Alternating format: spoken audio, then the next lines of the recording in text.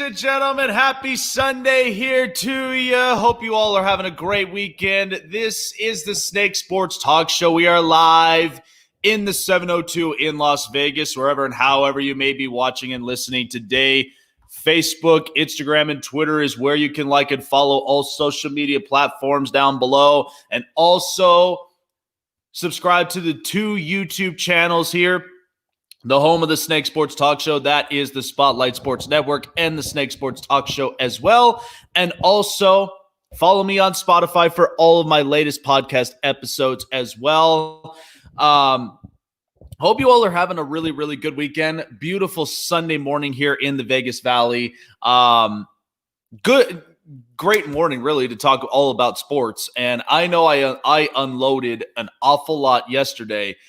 We just had so many things that were stacked and piled up, but I'm happy to be with all of you this morning.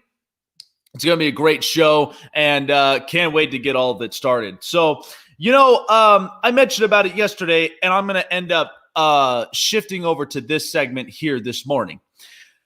So I already know that there was an upset in hockey. That was the Edmonton Oilers yesterday against the Chicago Blackhawks. And there's going to be another one today. And that is going to be the Toronto Maple Leafs. I'm very, very, very much saying this confidently that Toronto, they paid their forwards big time money and they're struggling at most of their positions. And it's not looking good for Toronto, especially with their backs against the wall and a team like Columbus that nobody in this playoff series should sleep on. I'm not saying they're going to be a big impactful team, but they are ones that sometimes have a few trick up their sleeves. I didn't think this team was going to be very impactful until their newest goaltender, Elvis Merzlikins, started coming into the scene. And then Zach Werenski is on a whole different level, but he's playing really, really good defensive hockey. But Toronto, up to this point, they've lost Jake Muzzin and Frederik Andersen. There are times where he doesn't look solid behind the net. And that's one of the issues that I've had with Toronto, watching them for the last couple of seasons and the positions that they are sitting in as of currently. And they paid forwards deep. They paid them top dollars. And the only thing that you would hope is that the offense would have been lit on fire. The offense didn't come alive until the last 5 minutes of the third period. That's not really a good showing if I'm Toronto. Even though, they won, but still, it took you this long to finally get the offense going. That's one that you would expect. Look, first period is always an introduction, but by the second and third period, you should already know what your identity is. And you should already have an idea when you come back onto the ice how aggressive the offense needs to get. That's one of the issues that Toronto has had struggles with all season long. They lost to an emergency goaltender in one of their games. And it hasn't looked great since the coaching move. And look, I love Mike Babcock, and there were some of the baggage that he has personally, but man, he is a damn good coach. I remember the days when he was up in Detroit. His team was very, very solid.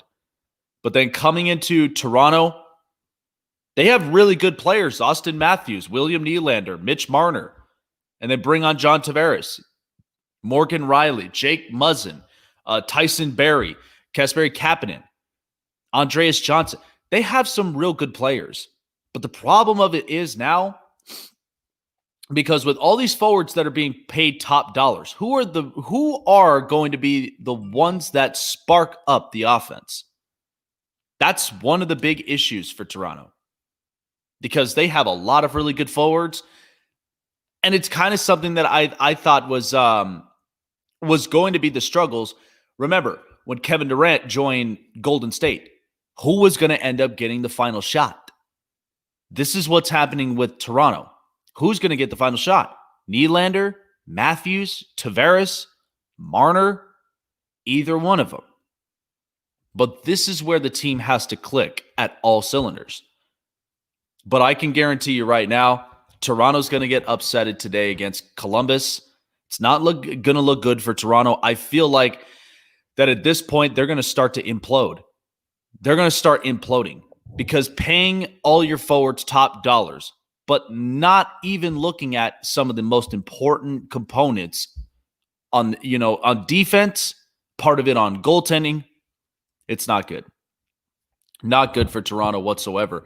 And they are the second hub city team that is hosting the Stanley Cup playoffs. Edmonton's knocked out. Toronto might be the next team to get knocked out. It's not good. And that is something that the Maple Leafs, I'm sure, are going to have to look back at this, and they're going to have to readjust and find they need something else. They need something different to get this team going, because right now, here's the thing. On paper, they look like a really good team. But by the time that they're out there on the ice, especially in the second half of the season, going into the playoffs, their biggest kryptonite has always been the Boston Bruins. But this time, the Bruins are not playing them. They're playing Columbus. There is no excuses to this. So the second they lose to Columbus, Toronto's going to implode. It's not going to look great for the team, and they're going to have to readjust everything heavily in order for them to at least get this right. If you want to be an intimidating team in the NHL, you got to fix all of your components. That's the one thing that will keep you up in this league. Let me shift to this because I want to talk a little bit more on NBA. I noticed one of the comments, the Suns are going, they're going wild, 5-0 in this whole bubble. And you know what? It's interesting because, listen, the Suns looked real good. Devin Booker is looking really, really good. He's benefiting from this bubble. There are a bunch of teams that are benefiting through this bubble, some of which have some concerns. I'm not too heavily concerned on some teams, but there are some that kind of raise an eyebrow that I feel like they're going to need to fix this fast before the playoffs start to happen. And that is where a lot of these teams need to readjust. But I want to talk about one specific team. And this is one that I truly, truly love. So, Portland. As I mentioned before, Portland is a team that is really benefiting from this bubble. Why is that? Well, Dame, he plays his own game. And Damian Lillard is probably one of the best shooters outside of Steph Curry in this league. He shoots great threes. He's a very good ball distributor, and he's very good at shooting efficiencies. Whether it's a mid-range jumper, layups, or you got to shoot one behind the arc.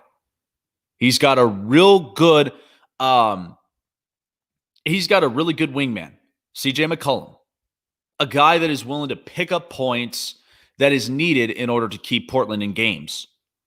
Here's the other thing. Jusuf Nurkic is finally healthy. He's out on the floor. There are a bunch of guys here on this roster that I'll argue, I'm not saying that they're the best of the best, but they are a team that I don't sleep on. Because as long as Dame, CJ, and a bunch of real good role players in Portland's organization, as long as they click on all cylinders, Portland may not be a team to mess with. But the reason that I'm talking about Portland is because of one specific player. Carmelo Anthony. You know what's interesting is the second you saw Carmelo take the deal into Portland, he has become a completely different player. And I truly believe that Carmelo finally gets it in this league. Listen, my knock on Carmelo was never about his skills. It never was. I think he's a really good mid-range jumper shooter. And I do believe that he has real good athleticism, and he's a hell of a player. Definitely a future Hall of Famer. There's no question or no doubt about that. But the only knock I had on Carmelo was the maturity thing. Why do you think that there were so many gigs that didn't happen for Melo? I mean, there were times where he wasn't even invited to the Olympic team.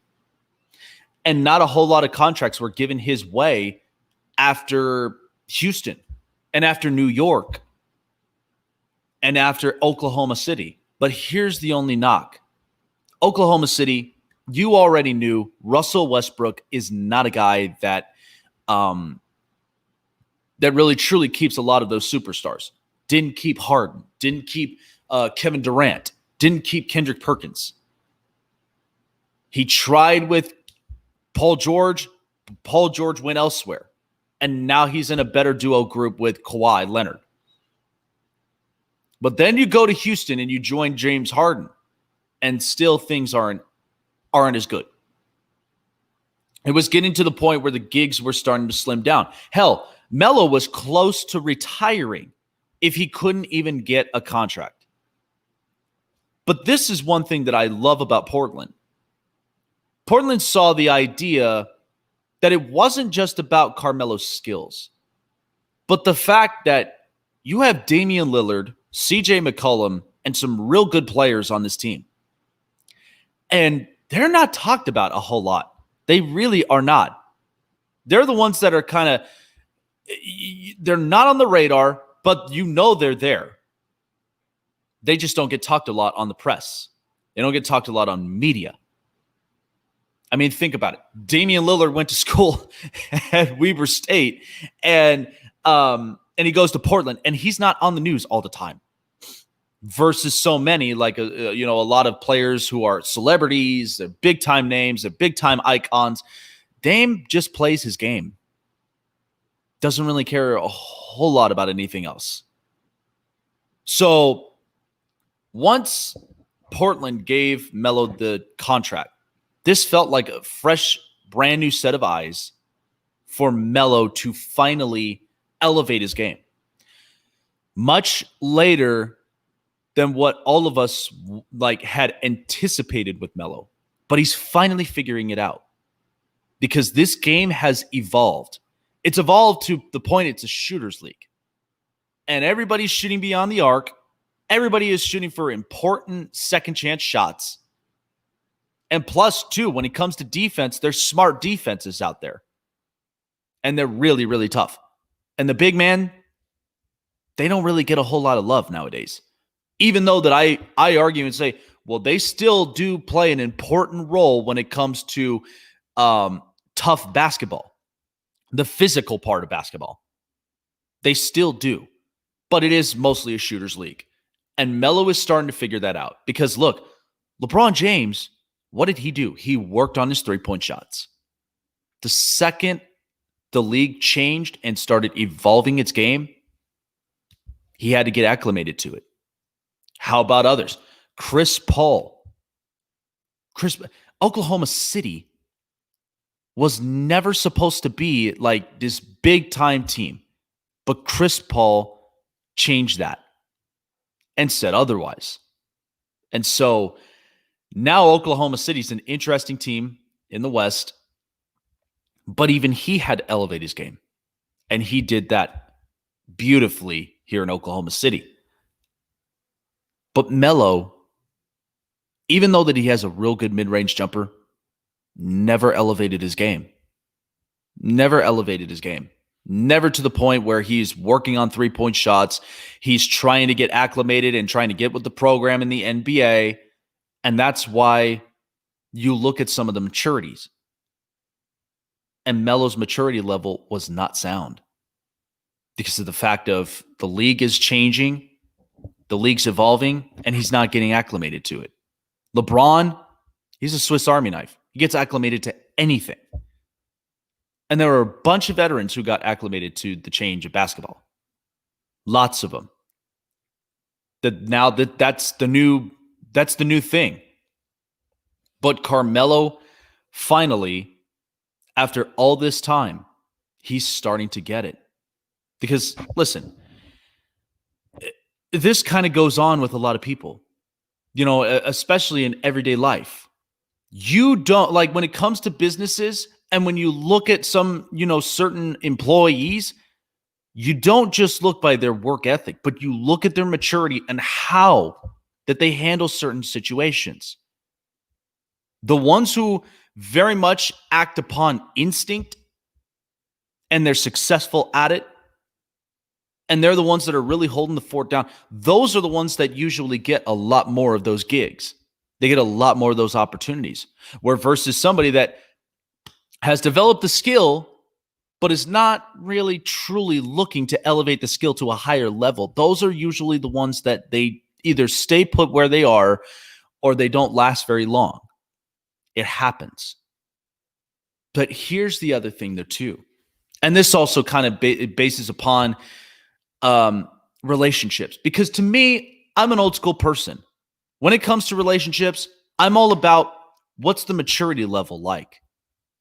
Because first and foremost, you don't look at a person based upon outside features.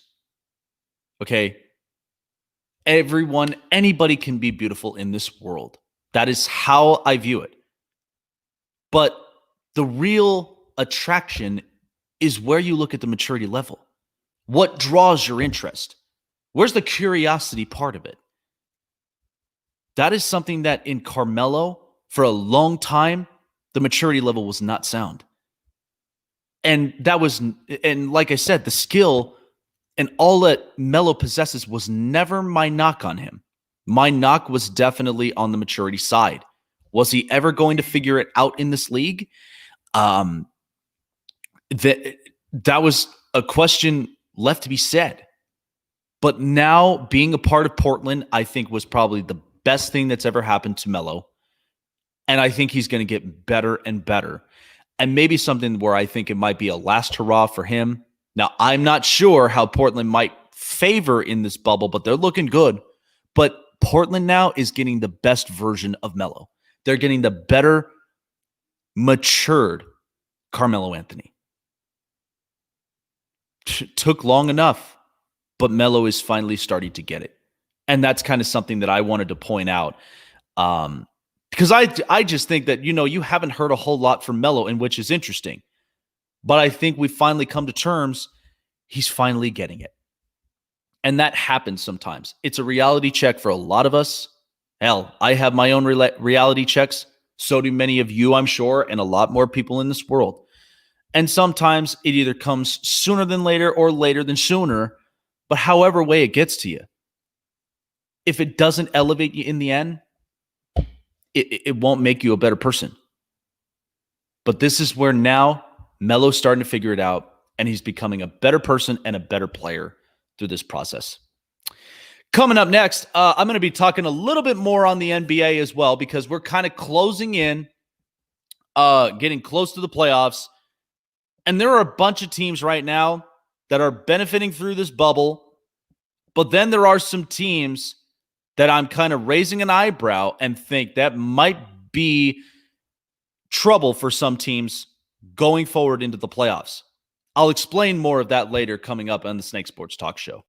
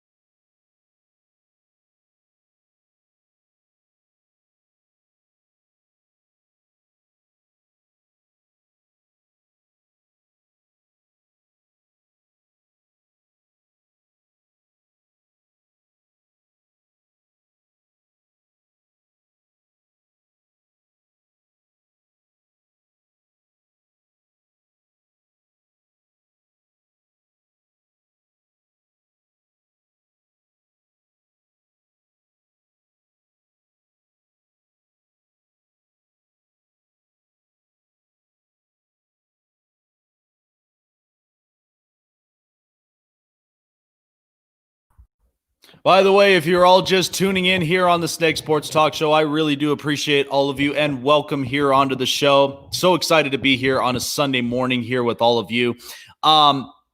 There's something that's also been kind of pointing into my attention, and hopefully soon I may have a guest that might come on here into this the Snake Sports Talk Show. Still kind of on the standbys here. But there is one specific topic that I wanted to shift onto before having to shift back into the NBA. But here is what's interesting that we're all kind of starting to figure out at this point, and this is all in the NFL, and it's all with one specific player and one specific team. So, because we recently, we recently ended up talking a lot about Aaron Rodgers. We started to talk an awful lot about Aaron Rodgers and all of the things that have been going on with him throughout the career. And a lot of people will say otherwise. Lots and lots of people have had several responses about Aaron Rodgers and how this whole thing has been kind of brought about. Well, Aaron Rodgers never got support. Green Bay wasted away the talent. One Super Bowl, there should have been more. I couldn't have agreed more with that. But here's now one transition that's happening for the Packers. And the Packers, honestly, regardless of the support, they don't really attract a whole lot of big-time free agents. Think about it. Green Bay is one of the oldest, and to me, one of the most traditional teams in the NFL. I mean, the first of many, a lot of them. And Green Bay is up to this point now where this year they moved up a bunch of spots and they went and got a quarterback in Jordan Love. And a lot of people already kind of have this sense, they already have this idea, they already have this understanding that, it has a feeling that Aaron Rodgers isn't going to be in Green Bay for long. And I am making that point that I don't think Aaron Rodgers is going to finish his career in Green Bay. It's just not going to happen. Because if you think about over the years in Green Bay's history, because this was the kind of thing that happened with Brett Favre. And Favre was traded to Green Bay after Atlanta and won one Super Bowl. Could have won multiple Super Bowls. But once again, the talent and everything else that should have been built around him was not there. And then eventually, later, it came in late. But then that's when Green Bay drafted a quarterback out of NorCal in Aaron Rodgers. And that's when they started to develop his talent. The one player who sat the longest and was even drafted in the high rounds, Aaron Rodgers. He sat for a couple of years until finally when Brett Favre left, they started working on his talent. They started working on his game. And now we're at the point where we see the same thing happen with Aaron Rodgers. Jordan Love, Green Bay picks him, and the only thought is Aaron is not going to be a Packer. Not going to be a Packer for long. He's not going to finish up his career in Green Bay. And what's interesting about this is that, listen, like how it happened with Brett Favre, he moved on from Green Bay to go to the Jets, which honestly made no sense to me, but it got better the second he went to Minnesota. Aaron Rodgers, up to this point, I may guarantee you, now I'm not sure if that could be a potential possibility. I don't think it would. That if he went back to his roots in San Francisco, I very much doubt that.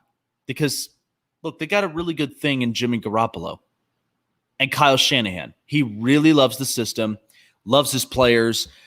I doubt that Aaron Rodgers would be going to a team like San Francisco, even though he's a NorCal kid. But I seriously doubt that would be the case. But I do believe that I think he might end up going into a different team. And a lot of people have been telling me this, that he might end up dropping Green Bay to go and join Chicago. But here's the thing about Chicago as well. Now that would be interesting if Aaron Rodgers was to leave Green Bay, join the Chicago Bears, and that would be an interesting team indeed. But here's the one thing. They've got only one thing they have to prove is Mitch Trubisky is not capable in this league. He's not cut out for this league. That is the only thing that Chicago has to prove. Because we've seen X amount of years of Mitch Trubisky in this league. Last year was a complete dud. And it was one that was no excuses whatsoever. Now that they've got some real good pieces and they've got real good protection for Trubisky, hopefully now his game will start to elevate. But only time will tell. But the fact of the matter is, and you already look at that NFC North. Right now you kind of see Chicago. They'll be an interesting team. They'll be a much better improved team. Minnesota, they don't look like a team that's going to be slowing down. They got Justin Jefferson to replace Stephon Diggs, and they did get at least some real good defensive secondaries. Because remember, it is a passing league this year. Like in this league, it's a passing league. And Minnesota's got at least some of the real good and right components. And look, we ain't even going into Detroit. Detroit is a complete mess. And Matthew Stafford, I feel like he might finish his career there. But if I'm Matt Stafford, I probably would not. But then again, injury after injury, it's not looking good on his end. But long story short with Aaron Rodgers, the fact of the matter is Green Bay knew what they were getting into the second that they drafted Jordan Love. Because at this point, Aaron is now starting to speak to the team. Look, I'm getting older. And my shoulder, my collarbone has not felt the same. Okay, not the same player as I once was. And Aaron is not afraid to speak that out. Green Bay has been talking, like they've been kind of blocking out this whole conversation. They've been avoiding the conversation the whole time. But Aaron was not afraid to have that conversation with them. And it kind of tells you about Green Bay, an awful lot about it. That's why I don't think Aaron Rodgers, I feel like it may be his last year this year in a Green Bay Packers uniform, but he won't finish his career in Green Bay. That's kind of the spoken reality, and that is the truth that may be happening in that organization. Aaron Rodgers, he's going to end up moving elsewhere, but the fact of the matter is you spent long amount of time with Aaron, only one Super Bowl win, could have had multiples, but instead, once most of the players left, there was no replacements for him. There were real good players. Like, look, don't get me wrong. Devontae Adams is a really good number one wide receiver. Hell, he's a good wide receiver in this league. Aaron Jones, he's a running and catching type running back. He's capable of playing in this league. But where's the rest of the support? And the offensive line has had a couple of pieces moved, yet they picked up a few more pieces, but it just doesn't seem like Green Bay has really meshed this whole thing in keeping this Aaron Rodgers relationship alive. And that is something that I think Aaron is starting to realize and he's starting to see. And that's where I feel like it's not going to last very long for Aaron in Green Bay. That's just the unspoken reality. Time now for the hot press.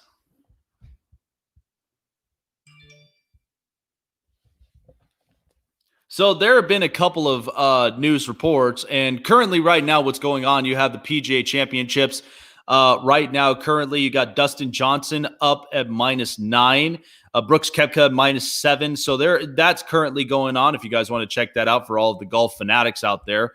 There are a couple of stories that have hit, and there was one about Zion and Zion's future for the Pelicans, and especially what his benefits are in the bubble. Now, I've said this multiple times that, for Zion is a big-time impactful player for New Orleans. And New Orleans had been cutting his time short because a lot of people will say, well, he's too heavy. He's got to lose the weight. He's got to do this. He's got to do that. Listen, he's got a lot of time on his hands, and a lot of people too are kind of they're kind of tiptoeing on this ligament injury. Now, again, ligaments are the most important things for an athlete and for anybody, especially in everyday life. But the thing of it is Zion is a young kid, and he's got a lot of time on his hands. And he can elevate his game. And his presence alone has really skyrocketed the NBA views. That's the one thing that we've noticed how impactful Zion really is. The second you see the name, Zion, a lot of people now start to get attracted to it.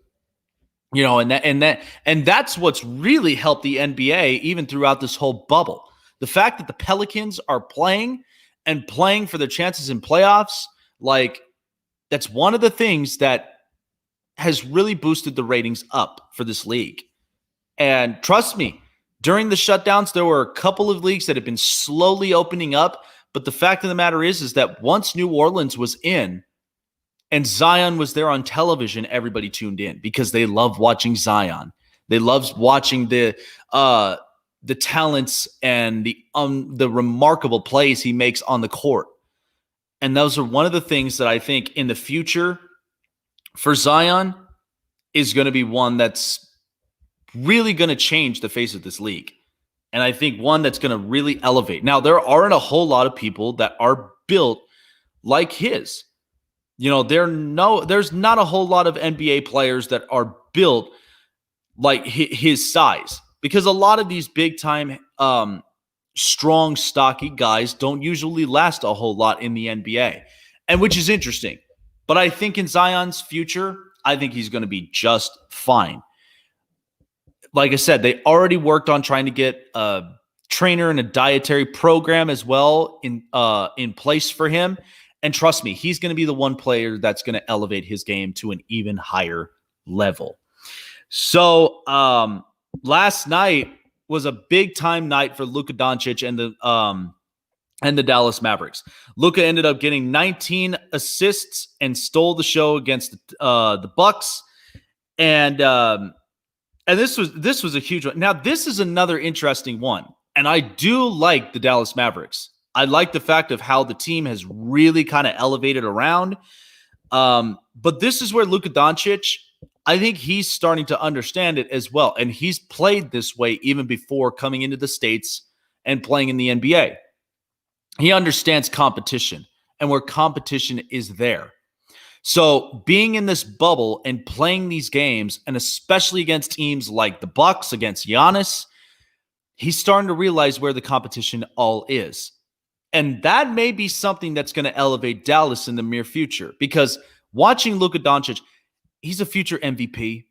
He is a future MVP in this league, and it's only a matter of time because the skills he possesses, the shots, the intensity that he brings onto the court is unlike any I've ever seen in the NBA. Now, again, we are getting some younger talents in Zion and so many others. But once Luka stepped foot into the States and into the NBA, he's completely changed the look on how this league really runs. And he's the type that will go for triple doubles, but he also does know when important shots are needed. That's the one difference that you can look at. I mean, you could look at Russell Westbrook and know how hyper athletic he is, and seeing how many times that he gets triple doubles each night, but it really isn't specifically about statistics. And that is something that is going to be very, very important for Dallas moving forward. I think it's going to be a lot of fun. I think it's going to be a lot of fun. Can't wait to see what's going to happen in the rest of the NBA bubble. But I do believe that there are a lot of teams that are going to be building up, and so this is going to be interesting for sure. And finally, so last night's win for the San Francisco Giants over the LA Dodgers. Of course, Johnny Cueto had a no-hitter bid going on, but unfortunately that was spoiled by outfielder Hunter Pence after misreading the ball out in the outfield. I mean, I looked at that thing multiple times, and Hunter Pence, you usually never see that in an outfielder like that, especially one that has been in the league for so long. But that play alone is one you just can't explain in better terms. But that I just look at it multiple times and I laugh because, listen, I played baseball, also played in outfield. But once I see a play like that happen, there is no excuses in the end. You can't tell me that the second you misread that ball, you couldn't see it. Now, of course, there could have been a lot of things involved. Maybe the light was too bright or whatnot, and you couldn't really judge the ball in the outfield. But still, that should have been a catchable ball. But unfortunately, Cueto lost his no-hitter, and that was really the end of it. But the Giants still came away with the win at 5-4. So that was your hot press. So joining me here on the Snake Sports Talk Show, and of course you can also catch him on our show on Monday. That is the Bench Report with EJ and Jake. You can catch it every Monday night at 5 p.m. Pacific, 8 p.m. Eastern Time. EJ, Bryan joining here on the spot on the Global Satellite Network presented by StreamYard. So, EJ, we got a lot to talk about here, especially with how the NFL season is really, really starting to shape up. Because you and I have been talking about it off the set about next month and what are some possibilities. You know, and I looked at the Colts. There are a bunch of teams that are out there that I looked at. Some, there are not a lot of excuses for these teams, but there also are some that are built to the extent that is not just ready for this season, but they're ready for future seasons ahead. When I look at the Indianapolis Colts and the things that they've done through the offseason, I mean, they acquired DeForest Buckner. They ended up drafting Michael Pittman Jr., Jonathan Taylor, and a lot of players. What was the first initial reaction the second you ended up seeing some of these players coming in and what the future beholds for Indianapolis for years to come? Hey, Jake, thanks for having me on the show. And to answer your question, I mean, I'm seeing moves that, I just didn't expect coming from Chris Ballard. I mean, when you look at, trading the 13th pick, away to get DeForest Buckner, I mean, I thought we would probably go, one of those stud wide receivers, coming out for this draft. But, hey, getting DeForest Buckner, our line was just a weak point for our, defense. And, getting one of the best, to just go in there and just win battles and stuff like that, we needed. And it really helps out our, linebacker core. And I feel like our linebacker core is really strong, so they're able to just go in there and get tackles and stuff like that. And yeah, absolutely. And and just to kind of put on a side note, I mean, I look at DeForest Buckner and I look at Darius Leonard. It kind of has a feel to me like almost like a lot of these defensive duo teams that have real good pass rushers, a real good linebacking core. And I feel like that's the start of something special for Indianapolis, especially with Buckner and Leonard in the near future. But that may be something we might see along the road that I think might actually end up elevating this defense and be a little bit more tough to play against. And hopefully something that might actually end up elevating the secondaries as well. For sure. I mean, we've seen moves like that, gain some leadership, and Xavier Rhodes coming in our secondary. I feel like our secondary really needed help, so I feel like leadership is going to help that. And getting Michael Pittman Jr., I mean, our receiving core has been injured for the past 2 seasons. I mean, T.Y. has been out a number of games, and he's our best receiver, very underrated. And getting a tall wide receiver who can just jump up and get and catch the ball, I mean, we really needed that. And also getting Jonathan Taylor, I didn't think we'd really go running back. I mean, our running game was really strong, especially for Marlon Mack and Nyheim Hines and stuff like that. So, hey, strengthening strength, I love that and stuff like that. So, hey, let's, they were running it down, teams' throats last year. Let's do it more. EJ, Bryan here from the Bench Report is joining me here on the Snake Sports Talk Show. I couldn't even agree more because the fact of, Indianapolis is really they got probably one of the best offensive lines in the NFL. And the fact that they've got a real good running core with Marlon Mack and Jonathan Taylor, I think, speaks a lot of volumes of what their run game is going to look like in the near future. I mean, I'm going to enjoy watching Jonathan Taylor for years be that powerful force in the run game. But one thing that I do want to talk about is the guy who's playing under center, Phillip Rivers. I mean, we know he's coming off of a very, very disappointing 2019 campaign. The fact that people are starting to think, oh, is he eroding very fast? Like, is his age really kind of coming up? But we all know all throughout the years, he didn't have the offensive line as promised. And I do say that amongst being a Charger fan and seeing this whole unfold.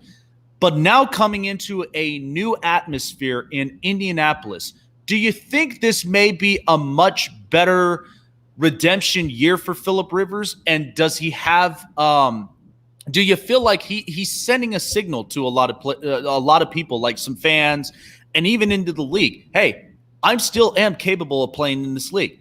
What was your thoughts on the signing? When you look at Phillip Rivers coming in, I mean, he was coming off, a poor year, and it's just like people look at what the Chargers have. They have, a really good receiving core. Keenan Allen's a top receiver, and when you throw that many interceptions, I mean, people just might be like, hey, that's not a good signing. But I mean, I think that he's with Frank Reich, Nick Sirianni. They have, he's coached Phillip Rivers before, so he knows how he works, and he can, that system can really help Phillip Rivers and stuff like that. So, and behind that O line, I think that it can give him time to throw. I mean, I think that right now our receiving core isn't as good as the Chargers, but I mean, I think that they're still pretty decent, and they can really help Phillip Rivers out and our running game too. Especially just tossing it off to Nyheim Hines. I really think that can help him and just have a better season than what he had last year.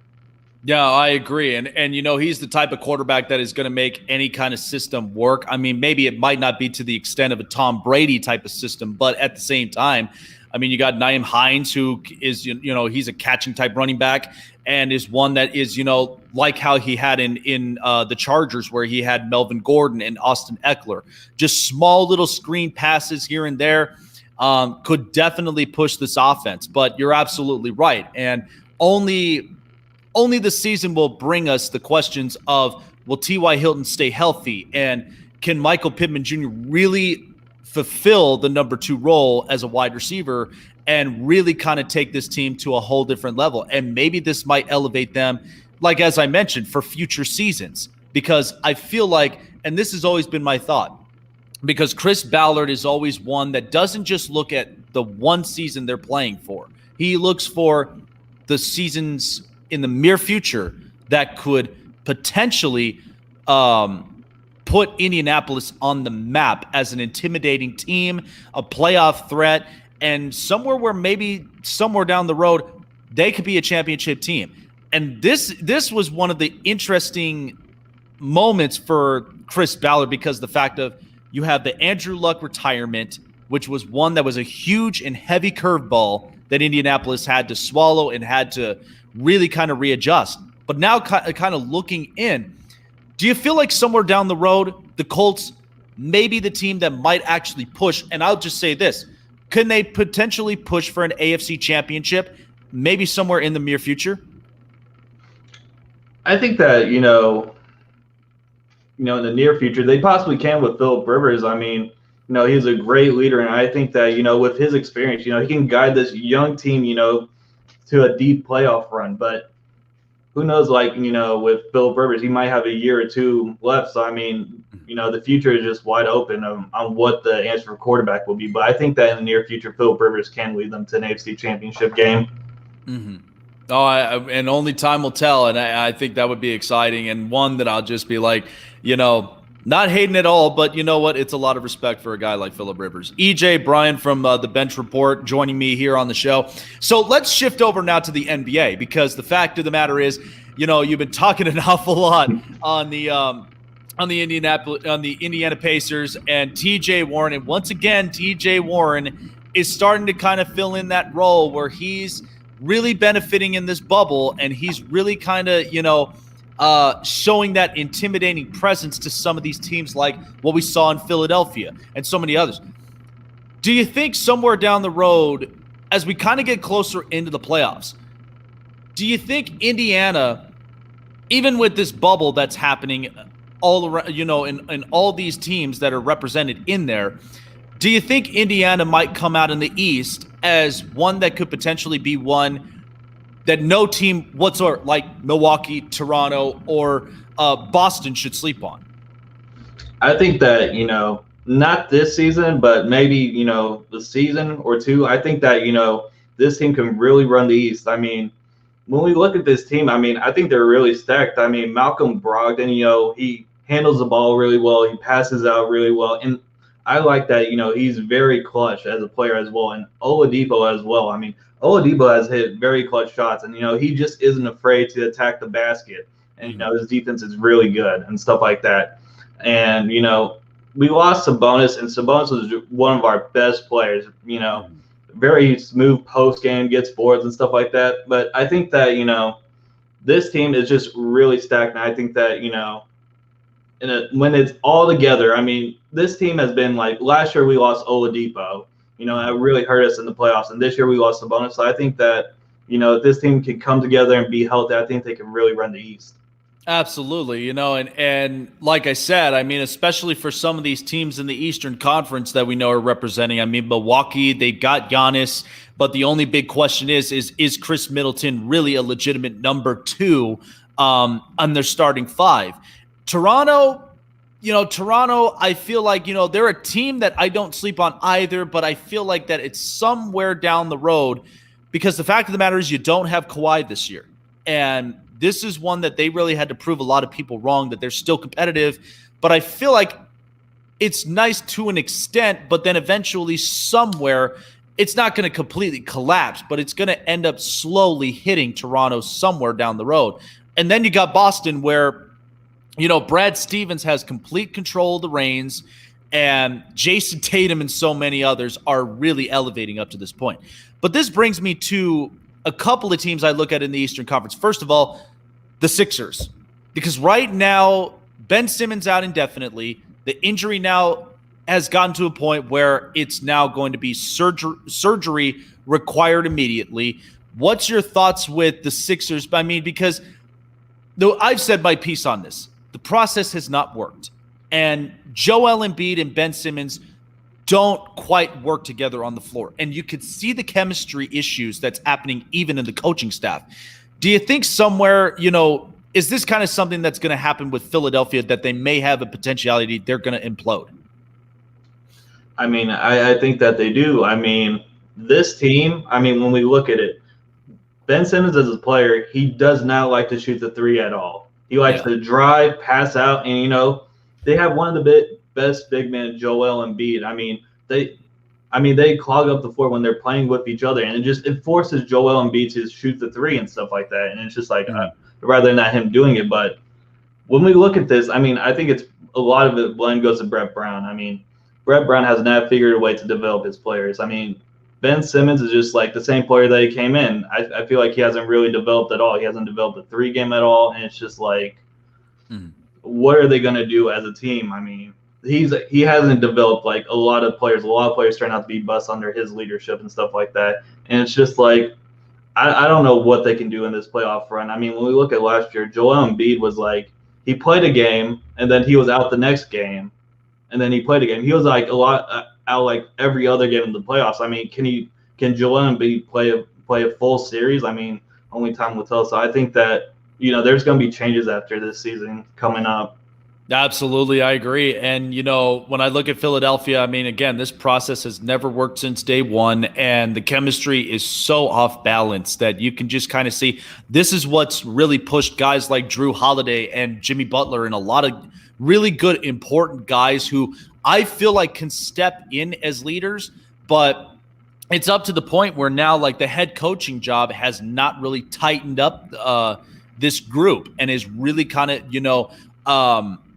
straighten them out to where they're playing at the right time and at the right pace.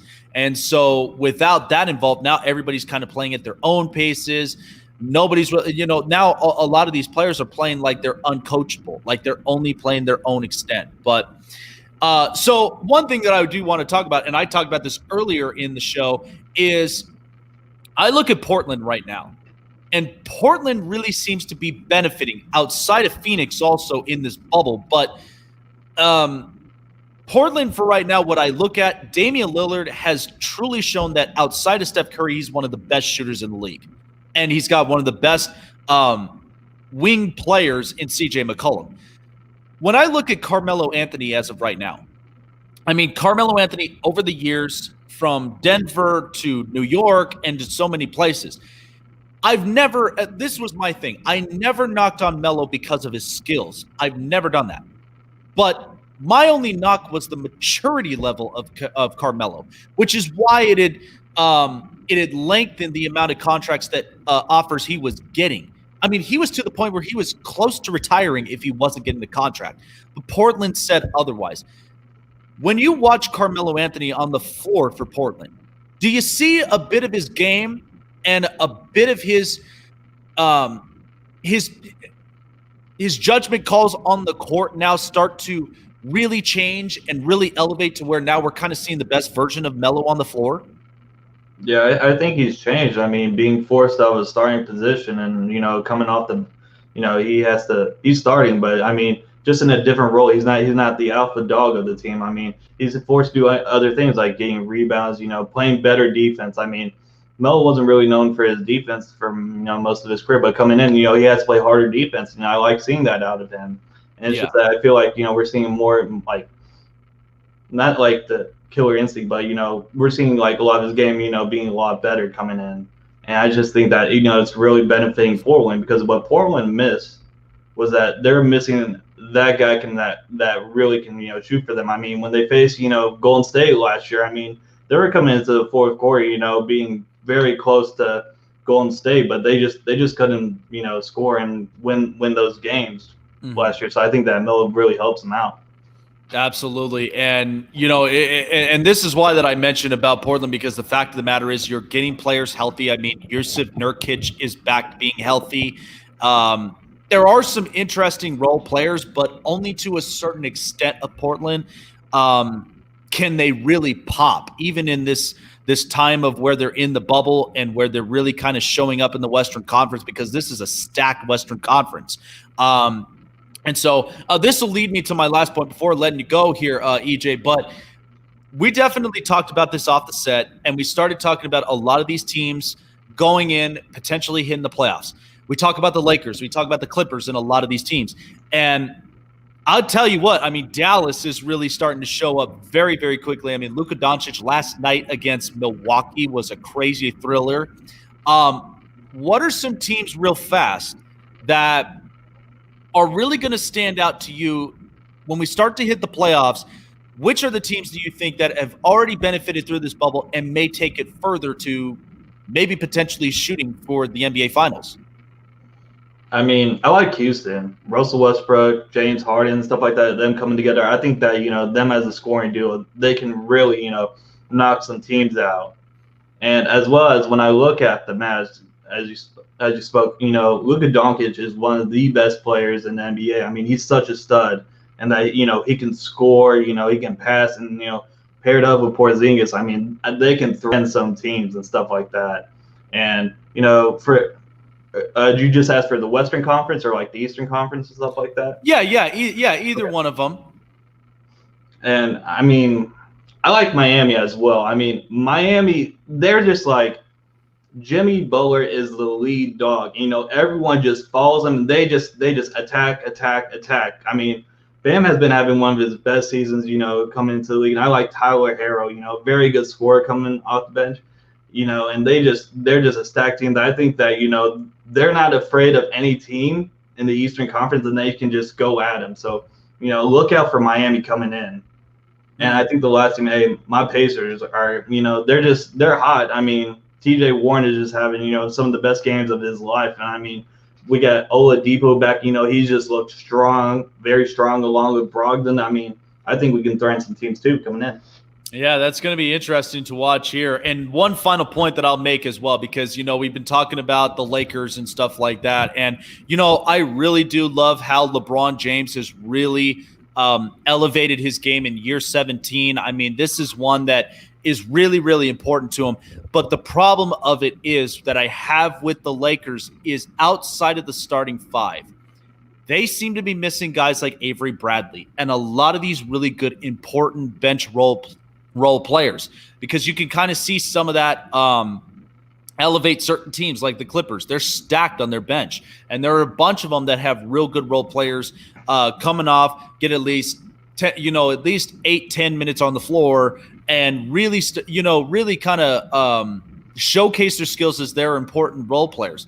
When I look at the Lakers as of right now, I almost make it feel like they're a good team, but do you think somewhere down the road, and especially during playoff time and in the Western Conference, there may be somewhere down the road that they might be in trouble with that bench? Yeah, I think so. I mean, when you look at it, this is really like their first year together. I mean, a lot of players, these players haven't played together. I mean, they've had playoff experience, but they haven't, played together as a unit. I mean, when you look at their bench, Caruso, this is really like Caruso's first opportunity to really play and stuff like that. And KCP hasn't got that experience either. I mean, I think they're really going to be tested in their first, playoff, even though they have some of the best players, LeBron James, one of the GOAT of basketball. And you have 80. I mean, 80, from looking at his playoff experience, the only time he's won a series was against CJ and Dame when they 4-0'd them. I mean, it's crazy. So I think that, that bench really, they haven't got that experience together, and they're going to be really tested. Mondays at 5 p.m. Pacific, 8 p.m. Eastern time is where you can catch the bench report with EJ and myself, Jake the Snake, as well. Definitely great to have you on, EJ. Would love to have you back on soon. And you know what? Like I said, it's going to be an interesting year for the Colts. I'm very excited to see what adjustments have been made and see if it works to their extent. And hopefully we'll see something interesting with Indianapolis or with Indiana. Definitely interested to see how the Pacers run in the Eastern Conference, but they're definitely a team I won't sleep on for sure. But great to have you on here, EJ. Really do appreciate the time. Take care of yourself, and we'll see you tomorrow. Hey, thanks for having me on, Jake. Anytime, man. Thanks for having me on. Absolutely, no problem. EJ Bryan there from the Bench Report. Love having him on. And like I said, you can catch our show on Mondays, 5 p.m. Pacific, 8 p.m. Eastern Standard Time. Man, what a great show that it has been today, and we were stacked with a lot of stuff. But I feel like we've really kind of hit the important points. And like I said, tonight is going to be the one last upset pick, and that is Columbus upsetting the Toronto Maple Leafs, because I truly do believe that this team has been stacked with forwards and they haven't fixed their important components. Goaltending doesn't seem to be legitimate enough. And that is one that I feel like is going to be their utmost downfall in Toronto. But only time will tell from tonight. And you can definitely check it out tonight. I believe it's either on NBC or in one of the sports networks. But there's that, and then there's 2 round-robin games. And then we are officially starting the round 1 of the Stanley Cup playoffs. And I will tell you this, and kind of lean in closer, but it is going to be the ones that it's no excuses whatsoever. The brackets there are finally filled. Everybody's got their respective teams that they are facing off against, and it's going to be a wild roller coaster from here. Can't wait for it. So thank you all for joining here on the Snake Sports Talk Show. Like I said, like me on Facebook, follow me on Twitter and Instagram. I am live on a bunch of platforms. I'm live on Facebook Live. I'm live on Twitter. I'm also live on YouTube as well. Subscribe and hit the bell buttons on 2 of the YouTube channels, the Spotlight Sports Network, home of the Snake Sports Talk Show, and the Snake Sports Talk Show as well. Get notifications. Follow me more on the show. Can't get enough of it. And also follow me on Spotify for all of the latest podcast episodes and all of the reviews in case if you missed today's and future shows as well. Thank you all so much for joining in. Have a great Sunday. Have a great weekend and have a great week ahead. We will see you next Saturday at 7 a.m. Take care of yourselves.